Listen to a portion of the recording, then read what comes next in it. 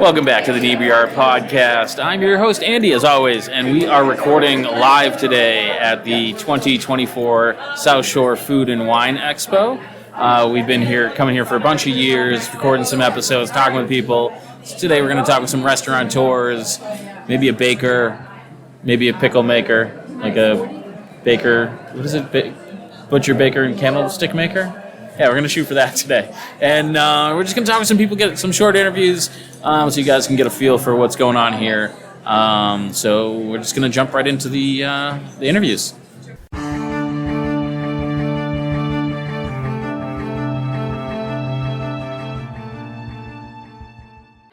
So, all right, so we are here with Steve Shapishi from 71 Degrees West. 71 Degrees West, a new place. Everyone knew it as Isaac's in Plymouth. Right. You guys have been open a year yet? No, we've been open for 4 months. Jeez, wow, it feels like it's been longer. Yeah. But how are you enjoying the Food and Wine Expo? Because in this, you're kind of literally out in front of everybody, opposed to just being in the kitchen. So. Right. I'm enjoying it. I'm enjoying meeting all the different vendors down here and the new restaurants and getting a lot of feedback on our product that we're serving. We're serving a lobster crab cake. The recipe's been in the company for probably 20-something years, the same recipe. Yeah. And we're getting excellent feedback today. People love it. And getting to know the folks down here and enjoying meeting everybody down there. What kind of food do you guys serve at 71 Degrees West? It's a high-end steakhouse, but we serve a lot of sushi, too. I was going to say, I heard people getting and sushi there's there. not a lot of places down here that serve sushi, and we've got really good reviews of it. Yeah, I've heard really good things. I haven't gotten in there yet. My buddy Matt Savage used to attend bar there. Is that right? Yeah. Yes. Have you always worked? Is sushi a new thing for you, or like? It is a new thing. I was gonna say we hired a sushi chef just for this location. Yeah. And he's very highly recommended. And I mean, the food, we're getting good reviews on the sushi. We're also serving sushi towers and sushi. Like the boats and things? Yeah. That's cool. And people love it. Yeah. The presentation's really awesome. And it's going very well. Excited. I'm excited for the summer. Yeah. Because that's when we're going to know. Oh, yeah, because you have That's where the business is going to happen. It's going to be busy, and we're looking forward to the challenge. Yeah, the Waterfront Festival will be insane, and fireworks, and the fireworks, 4th of July, they close down downtown. Yep. Oh, yeah. Yeah, it's going to be a lot of fun. That's awesome. Where did you come from? I'm from South Shore, Braintree. Yeah. I was in the business for probably 30 years, and I just came aboard with the Heinz Group the last 4 years. Yeah. And we opened this location, and I'm really looking forward to the challenge this summer. What brought you to want, or how did you fall into working in the industry? Because it is a different lifestyle. It's funny you ask. My father was a chef, and he had his own restaurant way back in East Boston. Yeah. Me and my brother worked there, and we never got out of it. So it just was like in the family. It's in the family. Yes. That's cool though. And yes, in the background, catering background, the last 24 years. Yeah. Before I came with the Heinz Group. So yes, it's been a lot of fun. Do you have kids, and are they following in that tradition? Do you want them to not follow in that tradition? Oh, my kids went their separate ways, except my youngest son. He works at Boston College in the culinary program there. Nice. Yeah. It's cool because my kids are like, both my kids have become adults, and now they're kind of like taking an interest in what we do. Right. So it's fun to work with. It's fun to have my son in the business, but I told him get used to working holidays, missing the weekends, because that's what it is. Yeah. My youngest at one point was like, I think maybe I'll go into the culinary program. Like, you should do what makes you happy, but it is literally a lifestyle. But it's very rewarding when you see the customers excited about the new presentation of the food, the reviews. So it's very rewarding that way. And like I said, you gotta want to be in the business and enjoy like what you do. Yeah. Because, like I said, it is a commitment. You're working the weekends. Oh, yeah, it's and crazy. Yeah, holidays I mean- and everything else. So So what is the flagship dish? Like when I go to 71 degrees, what should be tomahawk steak. the tomahawk steak? Yeah. Make sure you're hungry too. 'Cause Yeah. It's, Well, those are large. it's all the meat we serve is all prime. It's excellent quality. It's butchered in the house. Yeah, it's very good. Yeah. And people, the customers notice that, walking out. And today we have customers saying, "We've been to your restaurant. Food is unbelievable." Isn't that cool? And it's Yeah, very exciting. yeah. The manager that I'm with today, Eric, customers are saying, "I remember you from the restaurant," because he Yeah. works the front of the house. Right, yeah. He greets the customers. He goes to the tables, and a lot of great feedback. You know what I mean? So, yeah. And it's got to be fairly nice for you because you don't get to see that Yeah, face in the to back face. of the house. Yeah. They'll tell you when it's wrong. Yeah. But they don't want me out in the dining room anyway. Yeah. You know. They want me out back cooking, Yeah, that's cool. doing my thing. So, have you gotten to sample any wine yet? No. We haven't either. So, I'm waiting to the end the of the night second for that. session gets a little kooky. So, like, I feel like Yeah. everyone goes and grabs a couple cocktails and comes Yeah, back. And, exactly. yeah, so it's a lot of fun. But Steve, thank you so much for Thank coming you. on the show. Appreciate and, it. Nice meeting Yeah, both you of should guys. come on. We have another podcast called Bar Talk. And we record at the New World Tavern, and it's awesome. Bar and restaurant industry people talking bar and restaurant bullshit. So Awesome. Yeah. Well, it's nice meeting both Yeah, of you man, guys, nice and to meet thanks you. for giving me your time. yeah, no problem. Thank you. Take care.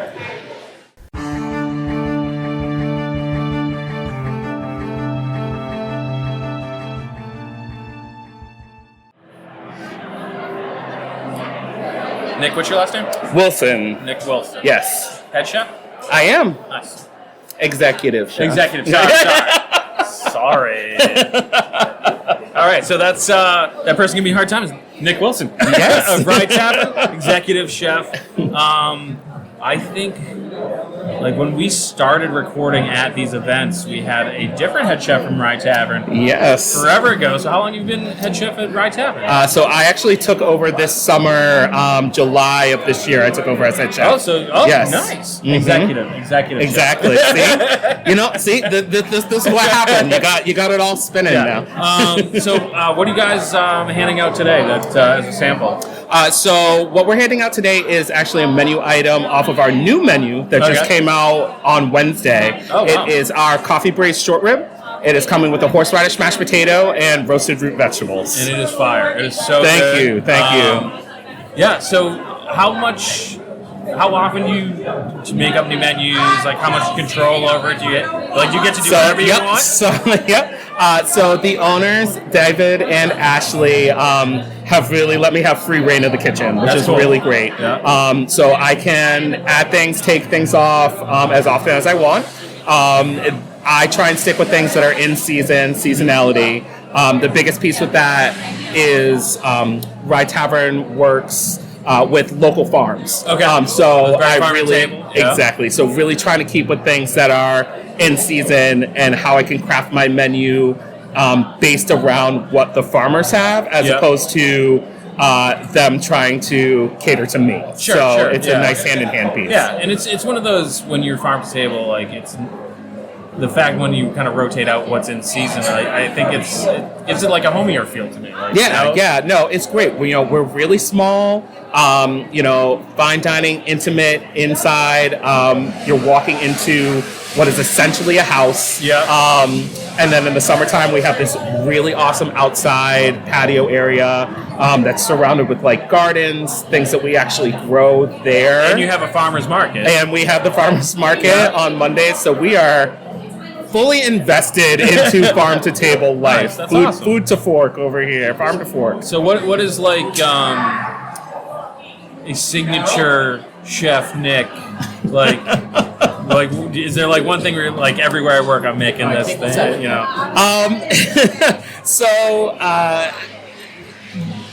Multiple things. Okay. Because I believe in the seasonality and really changing things on menus quite often. It's more of like a style of cooking. Okay. I like to really incorporate this upscale comfort food style. Sure. I like to take things that people might think of familiar dishes, put a little spin on it. Yeah. So, new brunch menu also just came out. We have a chicken and waffles dish. Everybody loves chicken and waffles. Very popular. The thing that sets us apart is that we use pickled brine chicken thighs. Okay. And we use a basil pistachio waffle to go with it instead. And it comes with a hot honey on top. So think of your chicken and waffles, but sweet, it puts spice. exactly. So it changes it into that bit of that sweet, savory, I'm like drooling. fun dish. That's awesome. Are you from Plymouth or? No, so I actually live in Bridgewater. Yeah, I grew up in central Massachusetts, Leominster, Fitchburg area. Okay, So again, growing up in sort of farmlands and being a part of like 4-H, things like that. So And then you moved to Bridgewater and you're like, wow, there's no good food around here. there's a couple. There's a couple, but you know, Plymouth is where it's at right now. Yes. So you know, South Shore food scene is really where it's up and coming. Right before Rye Tavern, I was actually the co-owner of Gather in Pembroke, which is a breakfast and lunch restaurant. Okay. Just moved from Pembroke to Canton. Okay. And so once that happened, that became too far. So I was like, let's go take over Rye Tavern. Nice. And have been very happy there. So I'm obsessed. You had a breakfast and lunch place. Yes. I'm obsessed with breakfast sandwiches. Okay. What's the perfect breakfast sandwich? Perfect breakfast sandwich for me is so I make this duck croque madame. So His is already better than mine. I'm like, I use turkey bacon because I'm too fat. listen, this is body built by carbs. So I know podcasts can't see, but use your imagination. It's good. But so it is a orange cinnamon French toast for the bread on the outside. So batter that and then griddle it up. So to that, you are going to add on brie cheese. Okay. Duck confit. Okay. You're going to close it up. You are then going to cover the whole thing in a cheesy Mornay sauce and add on some strawberry jalapeno jam. Okay. And a little bit of burnt rosemary with a sunny side up egg. The only points I would deduct on this, I think, is the cheesy sauce because I kind of feel like, at least my perfect breakfast sandwich, has to be like portable that I can eat it in the car. Because I travel a lot, so. I mean, that's fair. You know, listen, you can just, you know. I mean, I can. You can just dump it right in. It's just kind of. There's a YouTube show that I watch every once in a while. They'll do like, will such and such restaurant work as a drive-through? And so then like they have this fake white car interior and they're wearing all white clothes and then someone like shakes the car while they're trying to eat. It's hysterical. Anything can be drive-through. It just depends on how far you're willing to commit. Exactly. Okay, it's all you need is a Tesla. If you're packing, you know, your backup clothes, then you're good to go. Okay, you gotta. All right, new business idea. Car bibs that attach to your steering wheel so you can still steer. It's your level of commitment. Yeah, okay. I appreciate that. I love that.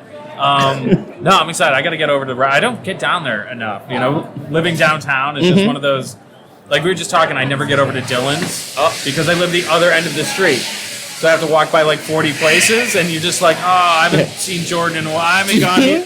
And you become like so invested that you're like, I feel bad because I haven't had this bartender make me a drink in a while. Like they're missing me somehow. The amount of people that I had today be like, oh, that part of Plymouth. Oh, yeah. And I'm like, oh, my God. It is 10 minutes away. Yeah. Plymouth is weirdly, they have like the same mentality as people in Rhode Island. Yeah. It's just like, 5 minutes away? It's past Plymouth Plantation. Nope, too far. Yeah. Can't do it. Yeah. Too close to the bridge. My thing is there's just so many places 5 feet away that I have to mentally go, I am going to the Rye Tavern. It won't let you down, okay? No, I know. I've never had bad food anywhere in the Pine Hills. Okay. So it's just and we work in the Pine Hills fairly regularly during the summer. So I just gotta make the point to get over. Like there. I said, see, just like drive-through. How much are you willing to commit? Exactly. Okay, you got it. It's all about food commitment, and I have committed to food. So Nick, it was an absolute pleasure. Absolutely, man. thank you so much. We gotta get you on Bar Talk. I feel like you'd be phenomenal. Yeah, no, absolutely. It's all totally. local bar and restaurant people. Talk about bar and restaurant. Bullshit. Totally down, So, absolutely. I would love to. Well, thanks for coming on the show. Thank you. Let's I get back to your appreciate it. table, man. All right.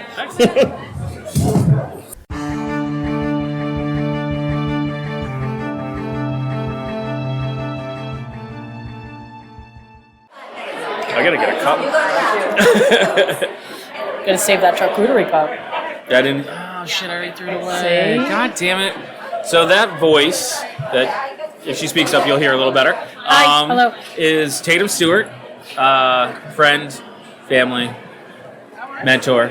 Yeah, well. All right, mentor. Owner of the craft beer cellar in Plymouth, and now Plymouth General Store. Yep.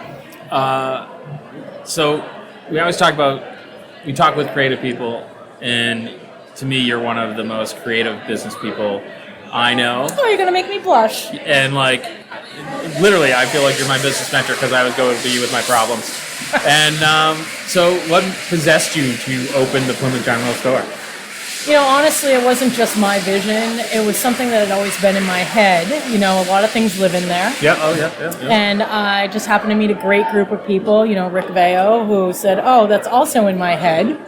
And, he has a great team, and we all partnered up. And if it weren't for them, it would just still live in my head. Yeah. And so it's like a basket of crazy. It was a really interesting experience to, the Inebri-art office was in the beer cellar basement, so I got to see kind of like soup to nuts it being planned, and logo designs and everything. And I got lots of try some food and tell me what you think, which was awesome. But then just to see it culminate all together into one thing and it live in reality is just so cool, and it just seems like it took right off. Like you always said, you wanted tourists to come in and feel like it's been there forever. Yeah, and it feels that way.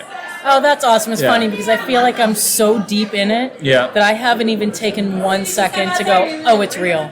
Yeah. Oh yeah, I get that all the time. Yeah. Where you have to kind of be like, oh yeah, we're working and this is fun, and Yeah, I mean, even today, I'm like, okay, this event's halfway over. Tomorrow, I have to start planning for the next event next weekend. Yes, I only look 3 days ahead, and then then I have no idea what's going on. Absolutely. Yeah. So what if you could do anything different through the opening of the Plymouth General Store? What would you do different? I don't want to sound cliche, but honestly, nothing. The team that we had, the wealth of knowledge at the table, I feel like I won the lottery in terms of just the people who are committed to the project. Yeah. I wish, honestly, that I had that when I opened the craft beer cellar. So it's really craft beer cellar was open on a shoestring of just an idea. Yeah. And this is just it felt so precision. Exactly. Boiled down, this is all the boxes that we need checked, and not that kind of we'll get to it. Yeah, for sure. And it's, it's funny. Sometimes you're like, well, are we really in a meeting to talk about the trim color between the wood floor and the tile? Are we really having a discussion for an hour? Yeah. And then you look at it and you're like, yep, we are, because it's perfect. Yeah. So it's almost like it's hard as an entrepreneur, right? So you have to make your own decisions, you deal with your own problems, but having another group of entrepreneurs, it's like having your own board of directors. And it's so refreshing to talk to a serious entrepreneur about business, because they just see it in ways that non-entrepreneurs don't get it, Oh, for sure. And it's a blessing and a curse. Yeah, of course. Yeah.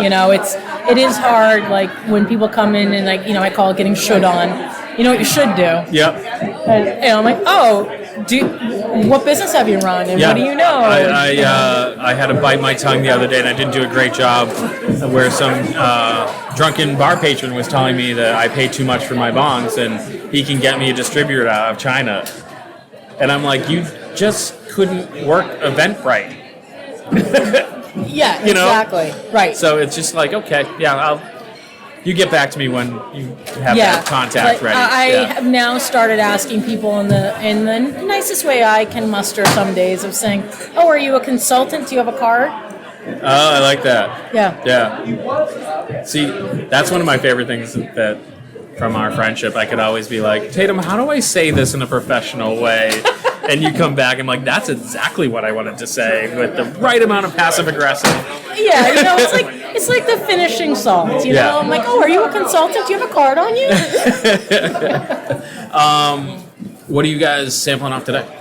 We have charcuterie. I don't think I said that right. We made the word up today. Charcuterie? Yeah, we have charcuterie in little cups. You know, Plymouth General Store is really focusing on the catering, charcuterie events, etc. Yeah. So we have these little lovely disposable wine glasses that if you're smart, you keep later and use for a wine glass. I get it. I wasn't smart. I threw mine out. And also, I don't know if you've had our chocolate chip cookies. I haven't.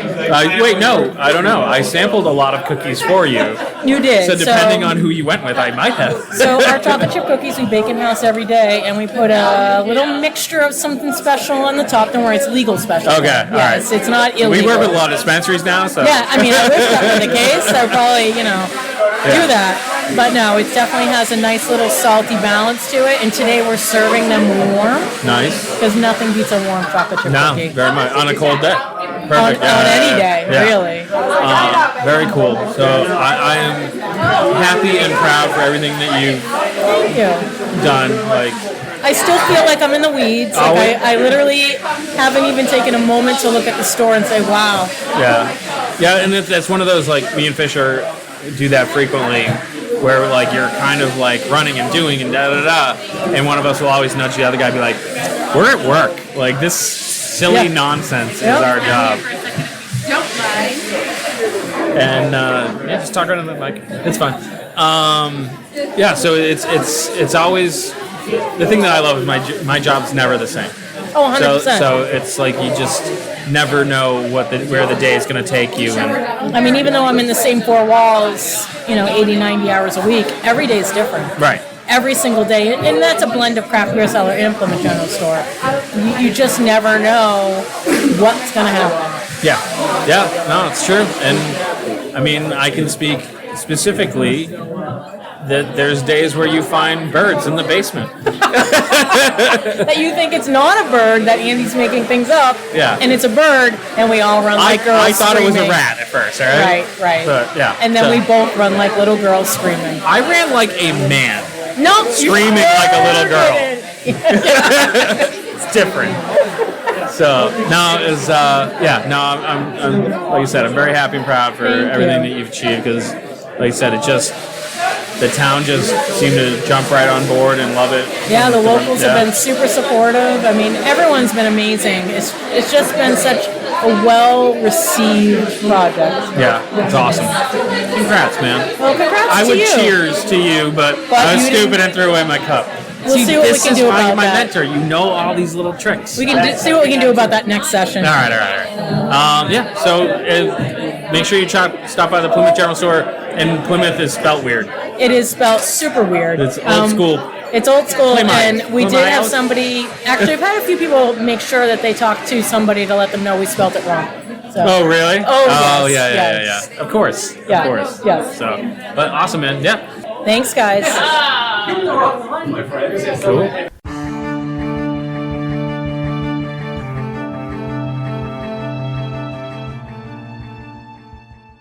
And thanks for checking out the show today, listeners. If you enjoyed the content today, you can go over to patreon.com/Inebri-art to support the show. You can join over there for just a few dollars a month and help us provide this fun content that you just checked out. You can also email us at Inebri-art.com with your questions, complaints, and concerns, or you can find us on all social medias at Inebri-art or at Inebri-art6 on Instagram.